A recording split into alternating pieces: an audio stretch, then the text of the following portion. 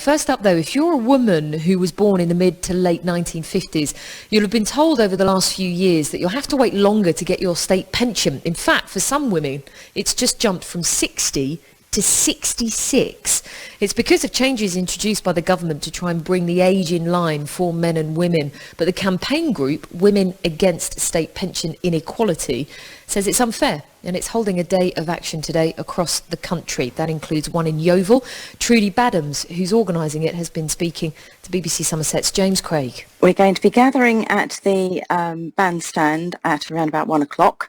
That's going to be men and women because the issue affects both and all families, actually. And we're going to walk up the high street and we're going to stand outside Marcus Fish's office, which is above Argos. And we're going to chant, we paid in, you pay out, and hopefully sort of raise awareness of the problems that we're having with the women's pension age. And tell me, Trudy, tell me how it affects you and how the changes have affected you personally, and why you feel so passionately about making this a cause. I think it's the unfairness more than anything.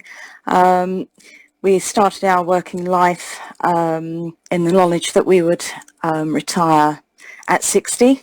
We've all paid in, we've paid our national insurances and taxes. We've done the right thing, and now the government have decided that we're going to have to work an extra 6 years. And that is totally wrong as far as I'm concerned.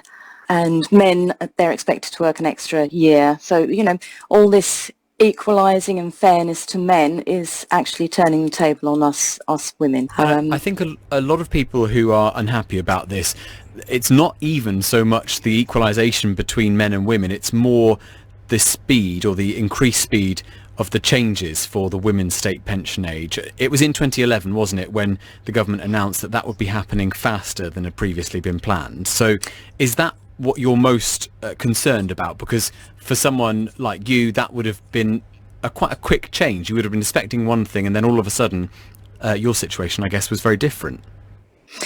Well, in 1995, they brought in the equalisation of 65.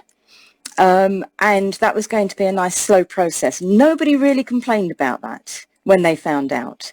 But in 2011, they brought this new one in, which everyone, men and women, now retire at 66. And it's just a sudden impact as opposed to a nice, calm transition.